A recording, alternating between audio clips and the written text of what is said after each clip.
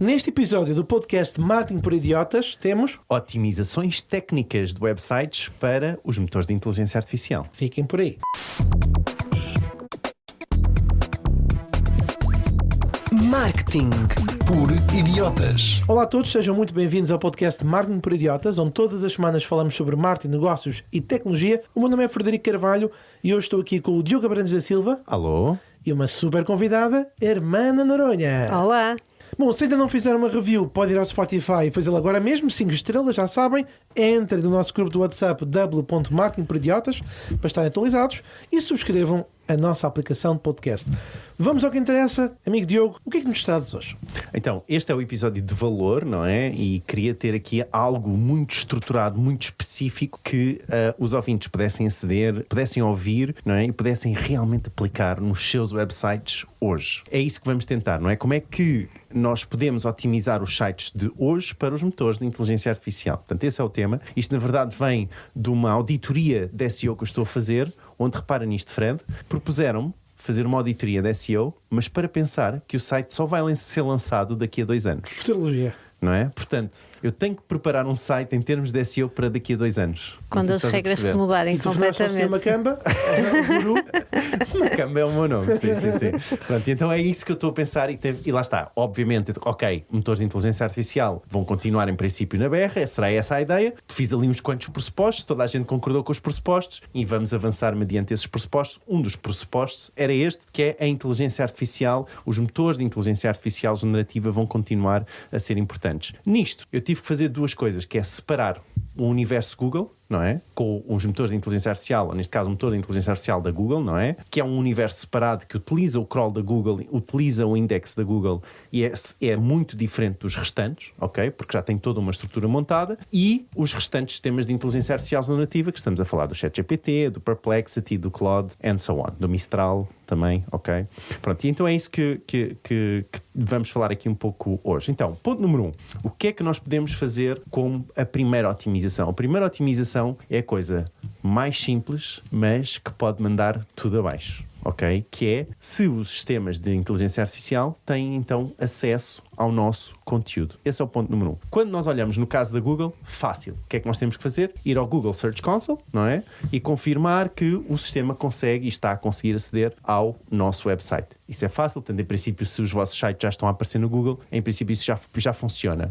O PageSpeed Insights também é uma plataforma da Google, também, que podem pesquisar, e vai-vos também dizer em tempo real se o sistema está a conseguir aceder ao vosso site para fazer uma análise. Se ele consegue aceder, quer dizer então que o sistema de inteligência artificial generativa da Google também vai conseguir aceder, porque a Google utiliza o mesmo crawler para os mesmos serviços, ok? Até agora, fácil? Sim. Sim? Ok, boa. Então, agora vamos olhar para os restantes sistemas, o ChatGPT, o Perplexity ou o Claude. A melhor forma que nós temos de testar o acesso destes sistemas é perguntar, não é? Fazer um prompt, tá bom? Mas atenção, o prompt tem que ser pensado. E eu percebo, isto vai ser estranho, mas reparem nisto. Isto aconteceu-me especificamente, não é? Eu cheguei ao ChatGPT, especificamente, e perguntei-lhe, olha, diz-me qual é o título deste website, que era o meu site, não é? E o sistema foi buscar um título, não é? O que acontece? Eu digo, especificamente vai buscar o título H1, não é? Porque é um código de HTML que está dentro do site. Só que eu alterei esse código de HTML H1 há pouco tempo. E o que é que o sistema retornou? Foi-me retornar o antigo que eu tinha. Isto quer dizer o quê? Que o sistema foi buscar a informação à sua memória e não foi diretamente ao site para buscar essa informação, ok? Portanto, é importante que vocês tenham certeza que ele consegue aceder. E neste caso, neste teste, neste prompt que eu fiz, eu não sei se ele acedeu ou não ao site, porque ele acedeu à sua memória sobre o meu site e não ao site especificamente que está agora online. Tá bem? Então vocês têm que voltar e dizer, olha, vê se portanto, alguma coisa que vocês tenham mudado na página ultimamente e vejam se o sistema consegue retornar esse em específico. E claro, no meu caso, o ChatGPT depois disse, tens razão, confirmei diretamente o HTML atual da página e a minha resposta anterior estava errada, não é? Portanto, isto aconteceu. Tenho o screenshot, fica em marketingporidiotas.pt, está bem? Portanto, perguntem ao sistema, isso é importante. Portanto, se a inteligência artificial não conseguir aceder à informação e vos disser, olha, não consigo aceder, quer dizer então que possivelmente vocês têm um problema que têm que resolver e perceber com o sistema. Podem ir perguntando, ele vai-vos dizer qual é o erro que ele está a dar. E é melhor validar em diferentes plataformas. Mas já agora... Diferentes sistemas de inteligência artificial, claro. Mas também dar nota que também foi recente que o Search Console introduziu funcionalidades novas de informação sobre a AI Visibility, com o AI Overview e o AI Mode. É verdade. E está... Também ajuda. E esteve, aliás, nas rapidinhas desta semana. Falámos disso nas rapidinhas desta semana. É verdade. É o episódio que já saiu, que nós ainda não gravámos, mas que vai acontecer. Nós gravamos assim. Pronto. Também tem no nosso... Desculpa. Não, a minha questão, isto passando para leigos, que é mais a minha posição, basicamente é não havendo um Search Console, no caso dos restantes, nós estamos a testar, a usar a própria ferramenta e perceber se o crawler efetivamente passou ou se ele nos diz que não. Exatamente. Se ele consegue aceder especificamente. Já vamos a questões de treino e se ele é bloqueável ou não de outras formas, mas aqui, se ele não conseguir aceder, nós já sabemos que temos um bloqueio. E atenção, isto pode parecer, ninguém vai bloquear, mas atenção, o Cloudflare, se vocês usarem o Cloudflare, por exemplo, que é um dos sistemas mais utilizados no mundo nos websites, uma das plataformas, ele bloqueia automaticamente este acesso. Ele disponibiliza controlos para gerir. Não, mas o robot TXT criado pelo Cloudflare automaticamente bloqueia, e se o ChatGPT que respeita esse robot TXT pode não te aceder ao conteúdo porque está a ser bloqueado pelo robot TXT. O que eu sei é que o Cloudflare permite gerir os controlos, ele gera o robot TXT também. E pode gerir lá se bloquear ou não. Exatamente. Mas isso poderá inclusivamente estar na base da proteção quase de direitos de autor, não é? Eu sei que alguns sites bloqueiam, isso, ou algumas ferramentas que bloqueiam precisamente para proteger a cópia da informação que contém. O que está tudo bem, desde que nós estejamos conscientes disso, Exato. Não é? Que ou possamos controlar o que é que bloqueamos ou o que é que mostramos. Não é? E aí já vamos em questão ao controle, já vamos mais à frente. Mas este é o ponto. Primeiro de tudo é só perceber se o sistema consegue aceder ou não, e é isto, é fazerem o teste e perceberem neste caso. Okay? Mas terá que ser plataforma a plataforma. É um bom ponto. Já que cada um tem o seu próprio crawler, é isso, sim, não é? Por exemplo, o Perplexity é conhecido por não respeitar. Portanto, e está sempre a mudar o nome do crawler deles, o que torna muito difícil bloquear o Perplexity, por exemplo. Eles são conhecidos por causa disto, portanto, não sei. Enfim. Pronto, eu deixo também um website que se chama siteline.ai. O URL também está no guião. Todos os URLs que na verdade nós vamos falar vão estar todos no guião, portanto não se preocupem com os URLs, mas deixo também essa plataforma para vocês confirmarem isso e pronto, e irem vendo esta acessibilidade dos sistemas. Muito bem, pronto. Vamos então ao segundo grande ponto, que é, agora já garantimos que eles têm acesso, não é? Vamos dizer que sim. Qual é o segundo ponto? É se os sistemas de inteligência artificial generativa estão a interpretar o site da forma que eu quero. Que é, se eles conseguem ver toda a informação que eu lá tenho, ou se partes da informação são perdidas, não é? Isto é parte da otimização, é garantir que o conteúdo é visível por estes sistemas, que é para estes sistemas depois no futuro nos poderem recomendar. Faz sentido isto? Sim, inclusivamente há uns tempos fiz uma formação em que explicaram que as imagens não são tão interpretadas como aquilo que nós supomos que são. Há muito esta ideia de que como os sistemas de inteligência artificial conseguem ter a interpretação de imagem, não é? Se nós metemos uma imagem no ChatGPT, no Claude, o sistema vai interpretar essa imagem, e sim, isso é uma possibilidade, mas o que acontece? Lembrem-se que isto é um sistema de crawl, não é?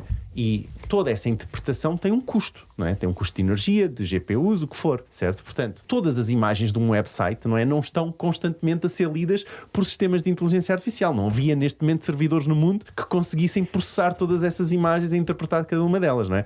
Por isso, mesmo a própria Google, não é? O que lê é muitas vezes o alt text, não é? O texto. E só depois é que faz uma interpretação da imagem muito mais à frente. E reparem, a Google tem anos disto à frente destes sistemas de inteligência artificial. Portanto, com o tempo, possivelmente isso vai acontecer, mas neste momento, considerar o alt text, o texto alternativo das imagens, o normal da SEO. Bem, mas é isto. Então, vamos separar aqui também em duas partes. O universo Google e o universo de sistemas de inteligência artificial generativa. Eu estou a falar com vocês os dois e vou olhando, sinto-me aqui o Obama, não é? Estou a absorver e a anotar.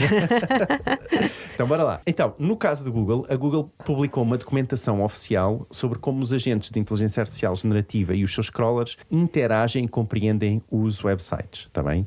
Eles deixaram claro que os sistemas deles, não é? Analisam os sites de 3 formas, ok? Isto é possível. Captura de ecrã, portanto um screenshot, tá bom? Portanto este é fácil, portanto o agente pode, não diz que tira sempre, ok? Pode tirar literalmente uma fotografia de um site, não é? E pode usar a visão computacional para navegar no site. Por exemplo, a Google menciona especificamente na documentação que um botão vermelho a dizer eliminar em grande vai ser tratado de forma diferente do que um botão pequeno a dizer ajuda, ok? Há essa interpretação e é interessante eles terem exposto esse exemplo. Segundo ponto que eles usam para interpretar o website, a estrutura da HTML. Portanto, isso é fácil, já usam durante anos, têm acesso a essa tecnologia, portanto, para eles é fácil só a interpretação desse HTML, não é? Portanto, aqui a ideia é importante usar tags da HTML, não é? Para quem conhece HTML, portanto, não se pode dizer que é uma linguagem de programação, mas é uma linguagem, não é? E tem lá, portanto, nós conseguimos dizer aquilo é um botão, aquilo é um link, não é? Portanto, e é importante usarmos essas tags e não usarmos tags diferentes para coisas diferentes, ok? E agora usar seguindo as regras schema.org, certo?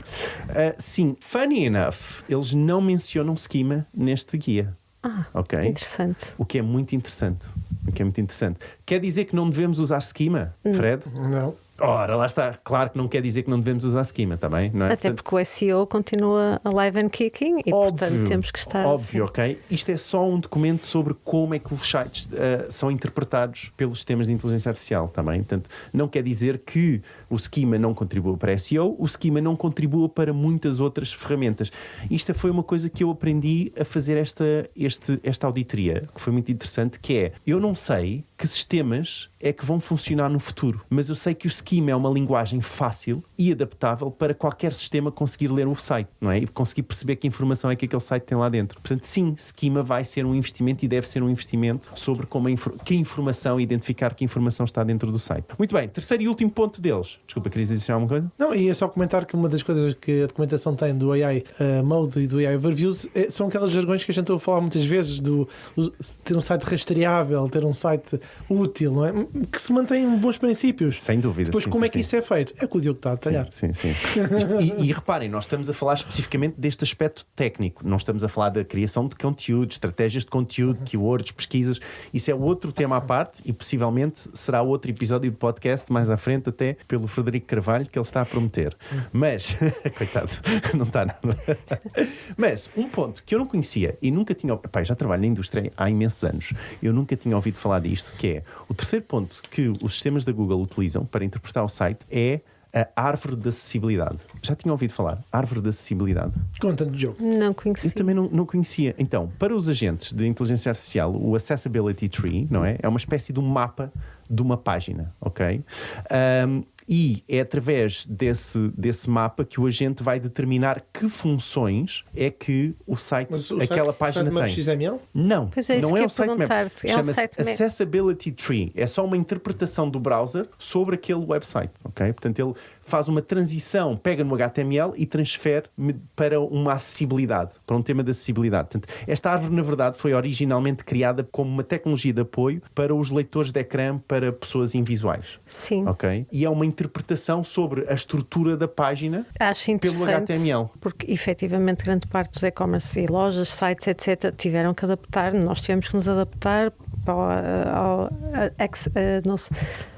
à lei da acessibilidade. À lei da acessibilidade, sim, e é interessante perceber que com isso também estivemos a otimizar para os sistemas de inteligência artificial. Mas faz sentido porque é mais pertinente. E lá está, o GEO é muito na questão da pertinência, não é? Sim, e é engraçado, não é? Porque mesmo o alt text, o texto alternativo, também era usado inicialmente, não é? Foi pensado inicialmente para descrever uma imagem em caso da imagem não ser carregada, não é? Portanto, e mais uma vez estamos a usar este Accessibility Tree, que eu nem sabia que isto existia, tenho que ser honesto. Diz, Fred. Não, estava a ver que é acessível através do Chrome for Developers, cuja nomenclatura HTML DOM, que é diferente de Core Web Vitals. Atenção. Sim.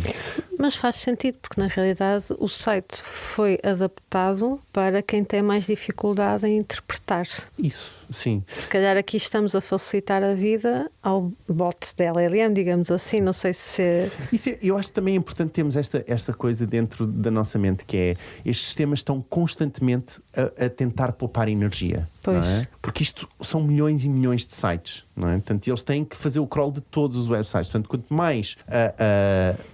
quanto menos informação eles tiverem que consumir para os sistemas, vai ser melhor, não é? E mais fácil, mais rápido vai ser a interpretação daquela informação, está bem? Funny enough, isto também não é Markdown, ok? Markdown ainda é outra coisa. Já vamos falar, ok? Sobre isso, tá bom? Boa, então, pronto, eles partilharam também aqui algumas 3 dicas sobre que eles podem, na verdade, usar uma combinação destes 3 ao mesmo tempo, o que é também interessante, que o layout deve ser estável, ou seja, que é para quando eles tirarem um print screen a informação estar já lá toda, não é? Ou seja, as CLS. Exatamente, as CLS. Por último, e para terminar, vamos falar de como então o ChatGPT, o Claude, o Perplexity e o Mistral então interpretam e como é que podemos otimizar para essa interpretação, não é? Portanto, fora do ecossistema Google temos um sistema aberto de vários agentes e vários modelos de linguagem. E, na verdade, eles todos podem se reger de formas diferentes, ok? Por exemplo, o Claude respeita o LLM.txt, que é um fecheiro que podemos adicionar ao nosso website e dizer, olha, estas são as páginas que deves ir, estas são as páginas que não deves ir, e, por exemplo, se eu não estou em erro, o ChatGPT não respeita isso. Não é? Portanto, e há outros, não é? O Mistral, por exemplo, eu acho que também não tenho certeza se respeita o LLM.txt. Anyway, o ponto é este, é que são vários sistemas diferentes e eles não têm regras todas iguais, também. Contudo, a Cloudflare criou aqui um apanhado e criou aqui um site que se chama isitagentready.com.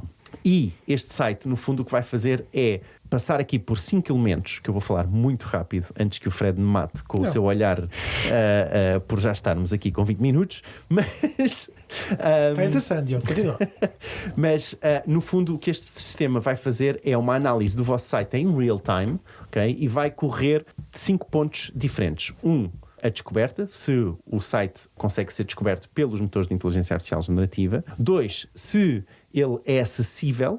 E se tem, neste caso agora aqui, reparem, se tem uma versão Markdown, ok? Portanto, sim, vocês podem meter todo o vosso site numa versão Markdown e dizerem aos sistemas, aos LLMs, olha, queres vir aqui a este site? Tens aqui uma versão alternativa Markdown. Tá bem? Mas agora, quer dizer que os sistemas de inteligência artificial generativa só vão olhar para o vosso site em Markdown? Não. É só caso eles queiram lá ir e queiram retornar a informação rapidamente, podem usar, não é?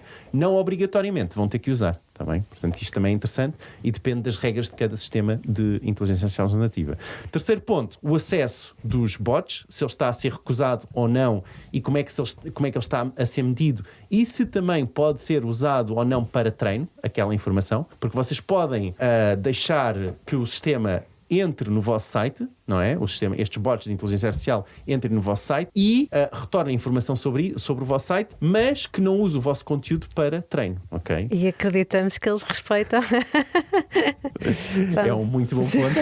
Mas a maior parte dos plugins de WordPress, estou-me a lembrar do Rank Math ou o Yoast, já tinham na base um conceito que era index e não index, e isso servia como pontos de checkpoint para nós dizermos aos motores tradicionais, aos motores de pesquisa tradicionais, não aos sistemas de inteligência artificial generativa. Não, é isso que eu vou comentar, que é isso era a base, e o que vai acontecer de certeza é uma evolução desses plugins para estes momentos. Indicar vai por aqui, não vais por aqui, sim, sem dúvida. LLMs. Acredito eu, quer dizer. Possível, sim. Não sei se queres meter já na auditoria e depois citar naquele dos 2 anos. Mas, quarto ponto, a descoberta de protocolos. E o que é isto? A descoberta de protocolos. Então, vocês já ouviram falar sobre MCPs, não é? Ou seja, nós nos sistemas de inteligência artificial podemos ter um MCP de uma marca qualquer, portanto, um Google Ads, para controlar através do nosso sistema de inteligência artificial, por exemplo, todas as contas, todas as campanhas dentro de Google Ads. Ou um MCP do Facebook para controlar todas as campanhas do Facebook. E o vosso site pode ter um MCP para estes sistemas de inteligência artificial generativa. Pode ser um MCP de informação, ok? Onde podes vir aqui e se tu quiseres tens estas opções para ti. Isto não é sobre e-commerce ainda, mas já lá vou. Mas tu viste... É o ponto a seguir. Mas é preparar para anúncios. Não, Hermana, tu és uma mulher que frequenta com regularidade o nosso podcast Marketing por Idiotas. Tivemos a participação esta semana muito interessante de um colega que partilhou um MCP, um desenvolvimento que foi feito em que a pessoa, através do ChatGPT, conseguia automaticamente fazer solicitações por voz ou por escrita e aquilo agregava ao carrinho do continente do Pingo Doce. Sim, e comparava preços, não é? Ele fazia uma lista completa dos preços no Pingo Doce e no continente sobre o mesmo produto, que é super interessante. Mas isso já quase que é um agente de compras. Neste caso pode ser ele não só... fecha a venda. Sim, depende do MCP, não é? Ok. Mas quanto a compras, esse sistema da Cloudflare também analisa isso, está bem? Especificamente para agentes de comércio, não é?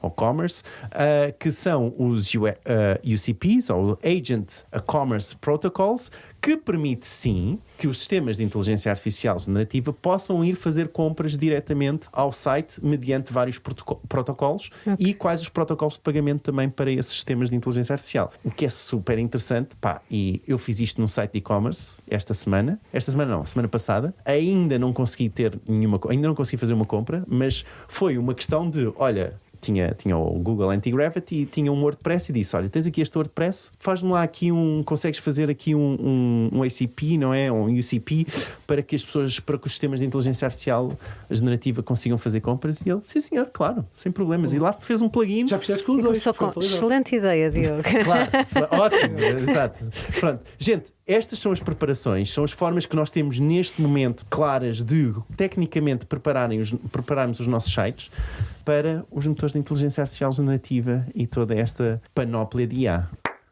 Diogo! Vocês sabem, não? Diogo, quando se compromete a fazer uma coisa, Jesus. Já tem o manual. Comentários. Acho engraçado e curioso porque há uns 15 anos era um discurso muito semelhante quando vão preparar o vosso site para indexar nos motores de pesquisa. E depois? É muito semelhante, mas adaptado a uma realidade conversacional. Tudo o que eu vi é uma parte técnica e pronto. O que acabamos também por sentir é, se estivermos bem preparados em termos de SEO, já temos parte do caminho feito para o GEO, não é? Mas adaptado agora a uma questão mais de uma pesquisa que nem é bem pesquisa, é uma conversa. E a minha questão é: quando é que vão aparecer os anúncios pagos? Bem, o ChatGPT em princípio vai entrar na Europa este ano. Acho que é no final do ano, está preparado. Acho que é para a Espanha, se eu não estou em erro, já está. E no Reino Unido já entrou, entretanto. Sim, porque acaba de ser muito preparar os sites para, não sei se é engraçado, mas faz sentido, pronto. Sim. Mas também preparar, obviamente, e poupar tempo, porque é essa questão também que é, lá está, a questão de eficiência, de energia, também é importante, sim.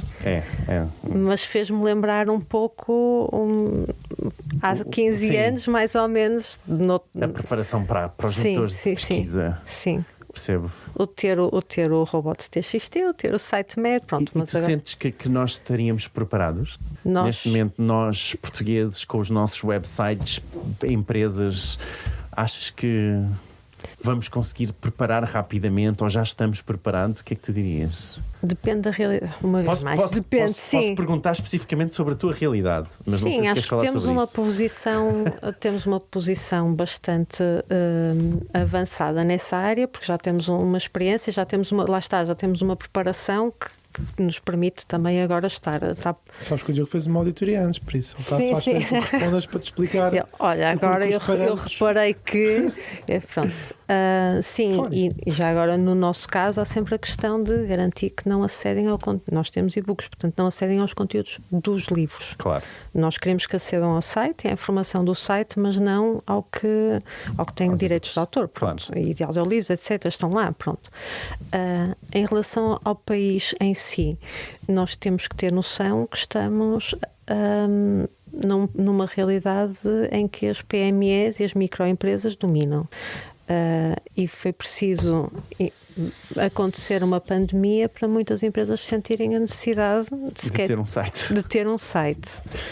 Portanto, vamos acho que temos muitas empresas já, as grandes empresas já estão preparadas, até porque funcionam no mercado internacional, não é só na realidade portuguesa, mas acho que vai ter que haver aqui um grande esforço. Ainda estamos a falar na digitalização da economia e é um facto, é o que é, não é? Pronto, acho que vai ter que haver aqui uma preparação muito grande. Vantagem, o facto de não sermos pioneiros permite-nos aprender com quem é. Claro. Pronto, sim. E à boa maneira portuguesa vamos encontrar uma saída, isso não há dúvida. Fred. Bom, amigo Diogo, primeiro reforçando o teu esforço aqui por uma organização educativa e pedagógica sobre um tema que tem que uma complexidade, porque não é fácil explicar o tema da SEO, na medida que há muitos fatores, há muitos parâmetros. Sim, fiquei muito no técnico, não é? Este foi muito específico tecnicamente, porque é aquilo que nós conseguimos. Mas essa parte é necessária, porque as pessoas acabam por se focar demasiado no conteúdo e se as bases do site não estiverem, estamos a escrever conteúdo para o éter. Eu quero começar precisamente por aí, que é uma espécie de cautela para os nossos ouvintes que não estão tão familiarizados com o tema, porque é verdade que podemos começar a correr o risco de entrarmos numa fase em que toda a gente começa a otimizar SEO para partes muito técnicas, sem ter as bases ainda bem preparadas. Um exemplo assim sucinto para tentar agregar aqui um conjunto de coisas que o Diogo foi falando: screenshots, accessibility tree, markdown para agentes, MCP, DNS aid e entre outras coisas que ele foi aqui acrescentando com camadas. É muito importante, são tecnologias que provavelmente algumas delas vão ganhar importância. Só para dar uma nota, que além da velocidade com que isto está tudo a correr dentro da lógica da inteligência artificial, ainda na semana passada a nossa própria organização portuguesa disse que vai haver alterações à forma como os registros.pt vão ser feitos. Isto é importante porquê? Porque o Diogo trouxe nos pontos o DNS AID, que é precisamente a forma como os agentes vão rastrear a informação que está no DNS e nos domínios. Portanto, ou seja, isto há uma grande velocidade e estes temas técnicos são importantes. Mas não se podem esquecer da recomendação principal feita aqui pelo nosso querido guru, que é ter um bom website. Então, ter um bom website e às vezes parâmetros mais simples. Dentro daquilo que o Diogo trouxe, há aqui uma outra nota que eu acho que queria fazer registro, que era a distinção entre ser acessível a um crawler e ser usado, essa informação ser usada para treino, isto é, ser encontrado numa pesquisa de IA, ou a gente conseguir operar o site. Portanto, são aqui coisas diferentes. Coisas diferentes, exato. E pronto, cada uma delas seria mais um tópico para explorar, mas que são relevantes. Tem algum paralelo com o comentário que eu fiz há bocadinho do não index e index, mas isso seria para explorar um bocadinho mais, porque no fundo estamos a falar de como é que nós conseguimos modelar ou compreender os crawlers e a informação técnica para conseguirmos sobressair e ser citados nas marcas. Para fechar, há um tema que tu comentaste e acho que tem a ver também com uma notícia recente. No fundo, mais ou menos parafraseando, Google, ChatGPT, Claude, agentes de browser e sistemas de treino podem chegar ao mesmo site de formas diferentes, com objetivos diferentes. Não é? Isso. E é curioso o seguinte, esta semana, ou foi a semana passada, mas quer dizer, estamos a falar num espaço temporal muito curto, a OpenAI disse assim: olha amigos, lembram-se daquele browser que eu fiz, o Atlas, que era agente, olha, vamos cessá-lo, vai acabar. O que não significa que outros não tenham permanecido com o mesmo, porque a Perplexity, que foi o caso que tu usaste, neste momento ainda mantém. E o Anti-Gravity também mantém o browser, o Chrome. Isto que é só para dizer o seguinte: o facto de haver aqui uma descontinuidade na lógica de haver um browser agente que usava funções agênticas não significa que de repente o mercado de agentes vai desaparecer, até pelo contrário. No fundo o que está a acontecer é aqui uma fusão de coisas. Um exemplo rápido: a aplicação chamada ChatGPT é a mesma que faz o Codex. Portanto, é a mesma aplicação instalada no Mac ou instalada no Windows. Portanto, não são duas aplicações separadas. Mas já no caso do Claude já é diferente. Porque eu tenho ali um botão que faz cowork e depois tenho outro botão que faz o Cloud Code. Desculpa. Pronto, em resumo, é só para dizer que, primeiro, não começar por instalar todos os novos protocolos que aparecem, começar por perguntarem o que é que a inteligência artificial encontra no meu conteúdo, que foi o caminho que o Diogo fez, o que é que eu quero que ele cite. E depois há uma reflexão num artigo que saiu do Search Engine Journal, que eu espero também trazer num episódio seguinte, e com isto fecho: como é que eu garanto que a informação que eu tenho no website ou tenho proliferada na internet não é citada? Ou seja, nós estamos todos a trabalhar e é como é que eu apareço? Certo. Mas também é aquela questão que é como é que eu não quero que aquela informação apareça? Era o que a Hermana estava a dizer, sim. exatamente. Proteção de direitos autorais. Sim. Isso, que fica uma reflexão para o próximo episódio. Muito bem, gente, muito obrigado por terem aguentado até ao final deste episódio. Espero que tenha trazido valor e vemo-nos então na próxima semana. Obrigado. Tchau. Tchau. Por idiotas.